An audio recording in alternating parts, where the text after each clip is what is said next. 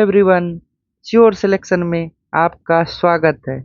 तो आज एक बहुत मज़ेदार टॉपिक आप लोग के लिए लाए हैं। आधुनिक भारत। आधुनिक भारत का स्टार्ट करते हैं। पहला प्रश्न है, निम्नलिखित में से कौन सा एक मुगल सम्राट द्वारा बंगाल की अंतिम गवर्नर था? तो इसको बेसिकली ये मुर्शिद कुली खां थे और मुर्शिद कुली खां ही बंगाल के अंतिम गवर्नर नियुक्त किए थे।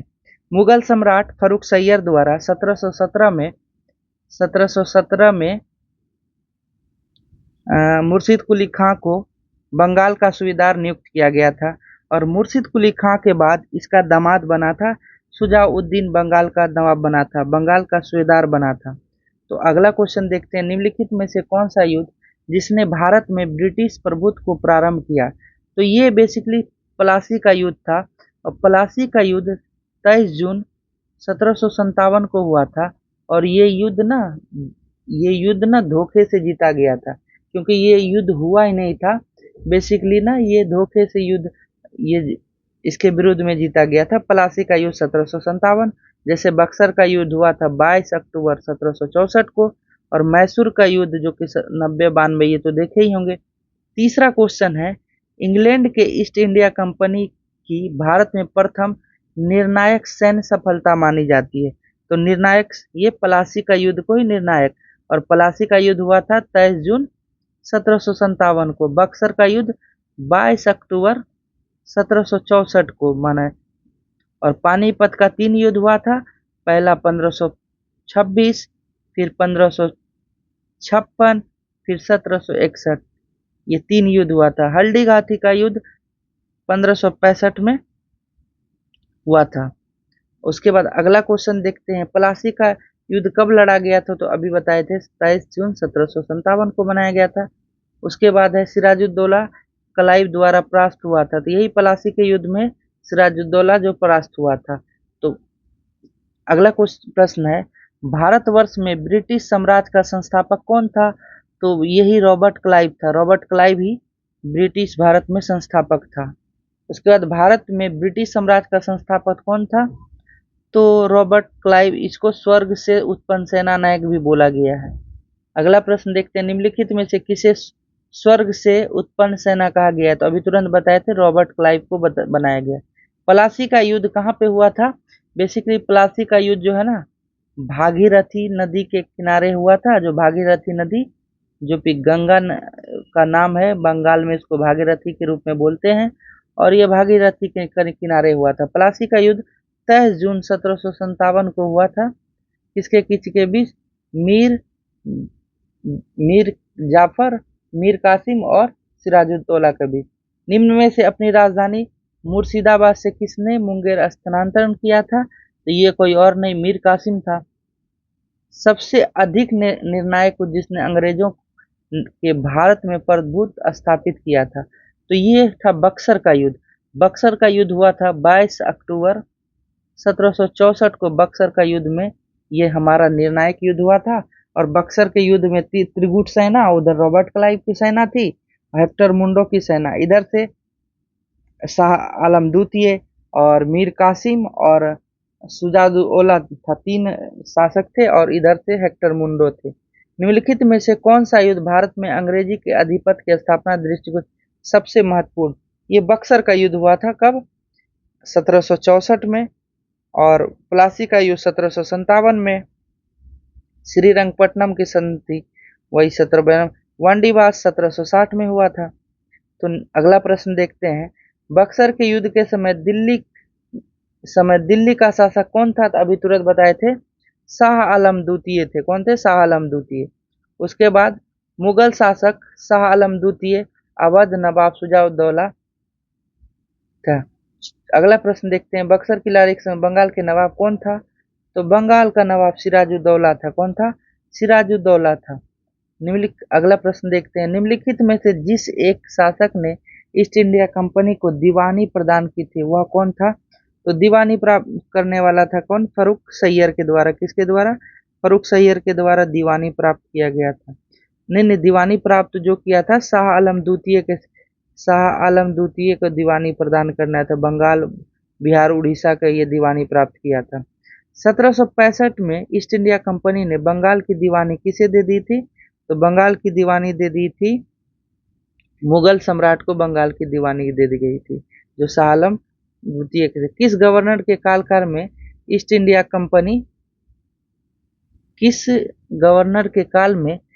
इंडिया कंपनी को शाह आलम द्वितीय द्वारा बंगाल, बिहार और उड़ीसा की दीवानी दे गई थी? किसके समय? तो रॉबर्ट क्लाइव के समय बंगाल, बिहार, उड़ीसा को दीवानी इसको दे दिया था। तो अगला प्रश्न देखते हैं। इलाहाबाद की संधि के बाद रॉबर्ट क्लाइव ने मुर्शिदाबाद का उपदीवान किसको नियुक्त किया? एक्चुअली इलाहाबाद की संधि देखते हैं 12 अगस्त 1765 को हुआ था पहला इलाहाबाद की संधि, और दूसरा हुआ था 16 अगस्त 1765। तो पहले इलाहाबाद में हुआ था कि 23 लाख पेंशन मिला था किसको? ये अंतिम मुगल नवाब को, और दूसरे में था 23 लाख जुर्माना दे दिया था, और करा और मानिकपुर जीत के किसको दे दिया था? मुगल को दे दिया था। और अगला प्रश्न देखते हैं कि दीवानी प्रदान किए जाने पे पर्वतीय जनजाति कौन था? तो जनजाति बेसिकली ये था ना, तो जनजाति था खासी जनजाति था। ये क्वेश्चन था कि खासी जनजाति। 1765 में दीवानी प्रदान किए जाने पर ब्रिटिश सबसे पहले निम्नलिखित से किस पर्वतीय जनजाति के संपर्क में आए थे? तो ये खासी जनजाति के संपर्क में आए थे। ये क्वेश्चन बहुत इंपॉर्टेंट है, बार बार पूछता है कि किस जनजाति के, तो खासी जनजाति के ये संपर्क में आए थे। उसके बाद है अवध सल्तनत हिंदू नवाब वजीर के संदर्भ में निम्नलिखित कथनों पर कौन सा कथन सही है? राजा टिकैत राय नवाब असदुद्दौला। ये थोड़ा क्वेश्चन गलत हो गया है। अगला प्रश्न देखते हैं। ये है 18वें दशक में सही कला नामक। देखते हैं बेसिकली वांडीवास हुआ था 1760 में, वांडीवास 1760, बक्सर 1764, बक्सर का युद्ध हुआ था 1764 में, और बक्सर का युद्ध हुआ था 1764। अंबूर का युद्ध हुआ था 1749 में। कब हुआ था? 1749 में। और पलासी का युद्ध हुआ था 1757। तो हम देखते हैं कि पहला में कौन सा होगा। पहला होगा 1749 में पहला अंबूर का युद्ध 1749, फिर उसके बाद होगा पलासी का युद्ध, फिर वांडीवास का युद्ध, फिर ये ऑप्शन नंबर बी नंबर में सही है। अंबूर का युद्ध कब हुआ था? 1749 को, ये याद रखना है। उसके बाद उस फ्रांसीसी सेनापति का नाम बताए जो 1760 में वांडीवास युद्ध को पराजित किया था। तो पराजित किया था कौन? 1760 में वांडीवास अंग्रेजी और फ्रांसीसी के बीच हुआ था, और काउंट लाली पराजित हुआ था। कौन हुआ था? काउंट लाली पराजित हुआ था। निम्नलिखित में से कौन सा युग सम्मिलित नहीं है? तो वह चिलिया वाला का युद्ध जो है कौन सा सही सुमेलित है? बक्सर में मीर जाफर, ये बिल्कुल सही है। वांडीवास फ्रांसीसी इंडिया कंपनी, ये भी सही है, और सही सुमेलित यही है वांडीवास। ये गलत है, ये गलत है। उसके बाद है बक्सर की लड़ाई के बाद किस संधि हुआ? तो बक्सर की लड़ाई के बाद इलाहाबाद की संधि हुई। कब हुई? 1765 को। पहला हुआ 12 अगस्त, दूसरा हुआ 16 अगस्त। इलाहाबाद की कुल 2 संधि हुई है। उसका 1756 में कलकत्ता पर पुनर्अधिकार करने के लिए किसे समुद्र के रास्ते भेजा?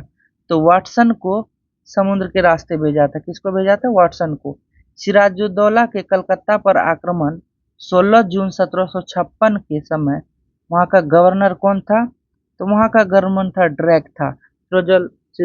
सिराजुद्दौला के कलकत्ता पर आक्रमण पे वहां का गवर्नर कौन था? ड्रैक था। उसके बाद है अगला प्रश्न। मीर जाफर ने अपने शासन के दौरान निगाह डाली वह उड़ीसा का शासक कौन था? निगाह डाली उड़ीसा का शासक तो कृष्णराज था। कौन था? कृष्णराज था। निम्नलिखित में से कौन सा गलत है? पलासी का युद्ध 1757 बिल्कुल सही है।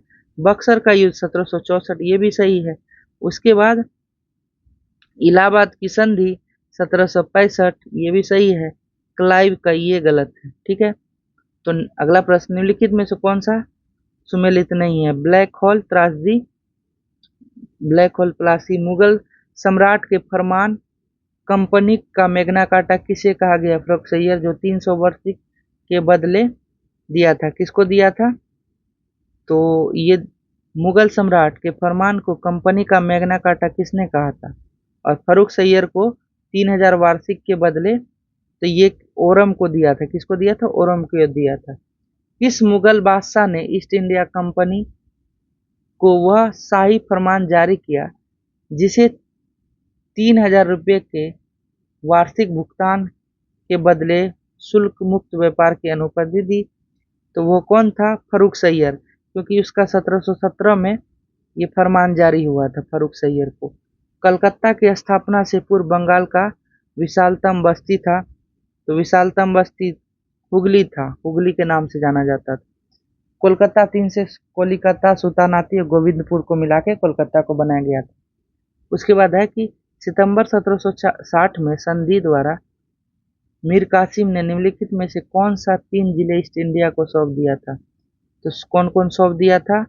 बर्धमान सौंप दिया था, 3 जिला जो छोड़ दिया था, बर्धमान, मिदनापुर और चटगांव छोड़ ये सौंप दिया था। अंग्रेजों को दीवानी मिलने के समय निम्नलिखित में से कौन बंगाल का नवाब था? तो कौन था? नजमुद्दौला बंगाल का नवाब था, नजमुद्दौला। अंग्रेजों ने आधुनिक कलकत्ता की स्थापना कब की? तो ये बहुत इंपॉर्टेंट प्रश्न है। 1690 में आधुनिक कलकत्ता का स्थापना किए थे। उसके बाद क्लाइव एक व्यक्ति के जाली हस्ताक्षर का प्रयोग किया हुआ था। किसका जाली प्रयोग करता था? तो वाटसन का क्लाइव जो है ना, जाली हस्ताक्षर का प्रयोग किया था। बंगाल में ब्लैक होल की घटना किस नवाब के समय हुई थी? 20 जून 1756 को। किसके समय हुआ था? 20 जून 1756 को तो ये सिराजुद्दौला के समय हुआ था। इसमें ये हलवेल की घटना जिसमें 146 अंग्रेज थे, जिसमें 123 मारा गया था और 23 बचा था, और 123 बंद कमरे में मारा गया था जिसमें 23 बचा था, और इसको बोला गया ब्लैक होल त्रासदी घटना, जिसके किसके समय होता? सिराजुद्दौला के समय। काल कोठरी त्रासदी किसे बंदी बनाया गया था? तो अंग्रेजों को ये बंदी बनाया गया था। भी बताए थे ना, 126 को बंद करके 123 मर गया था, बचा था कितना? 100 बन गया था। काल कोठरी ब्लैक होल की घटनाएं कहाँ पे हुई थी? तो कहाँ पे हुई थी काल कोठरी की घटना? कलकत्ता में हुई थी। ब्लैक होल घटना कब हुई थी? ब्लैक होल की घटना 20 जून 1756 को हुआ था। निम्न में से किस तिथि को पुनः अधिकार कर अंग्रेजों ने कलकत्ता पर व्यापार ये कर लिया था? तो कब किया था? 2 जनवरी 1757 को कलकत्ता पर अधिकार कर लिया था पुनः। उसके बाद है तुलना। ये है ना, अलीवर्दी खां बोला था अंग्रेजों को, तुम नहीं छेड़ोगे तो शहद देगा और छेड़ोगे तो मधुमक्खी की तरह काट खाएगा। तो यही ये क्वेश्चन था। अगला प्रश्न देखते हैं। 1717 में फरमान के द्वारा अंग्रेजी कंपनी को कौन सा सुविधा नहीं मिली थी? 3000 रुपये वार्षिक तो मिला ही था, बिल्कुल सही है, 3000 रुपये वार्षिक मिला ही था। उसके बाद 3000 तो ये बिल्कुल मिला था, कोई अतिरिक्त चुंगी नहीं देना पड़ेगा, ये भी सही था। कलकत्ता के आसपास अतिरिक्त जमीन लेने की अनुमति मिल गई, ये भी तो बिल्कुल सही था। उसका 3 साल बाद यही अधिकार, ये बिल्कुल गलत है, ये नहीं था।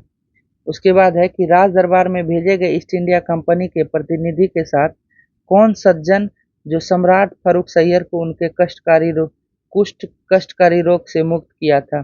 तो ये गया था, हैमिल्टन गया था। कौन? हैमिल्टन गया था इसके इलाज करने के लिए। उसके बाद इसने खुश होकर अपना फरमान जारी किया और इसने मुक्त व्यापार की घोषणा कर दी। बंगाल में मुक्त व्यापार का फरमान अंग्रेजों को कब प्राप्त हुआ? 1717 में। और सिराजुद्दौला के उपरांत अंग्रेजों का बंगाल का नवाब कौन बना? सिराजुद्दौला के बाद बना मीर जाफर। मीर जाफर। उसके बाद अंग्रेजी फौज को किसके द्वारा अतिरिक्त भत्ता या दुगुना भत्ता दिया जाता था? किसके द्वारा दिया जाता था? तो मीर जाफर के द्वारा अंग्रेजों को दुगुना भत्ता दिया जाता था। किस मुगल सूबेदार ने 1698 ईस्वी में अंग्रेजी को सुल्तानाती, कालीकट और गोविंदपुर की जमींदारी मिल गया था? तो ये बेसिकली तीनों मिला के ना कलकत्ता का गठन हुआ था। और किसको मिला था तीनों? तो अजीम उस्सान को मिला था। किसको किसको?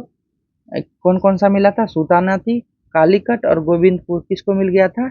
अजमुस्तान को मिल गया था। उसके बाद है कि अगला प्रश्न, बंगाल सेना ने उच्च जातीय सिपाही को उच्च जातीय भाड़े के सैनिक किसे कहा गया था? तो इसको बोला गया था, चार्ल्स नेपियर को बोला गया था।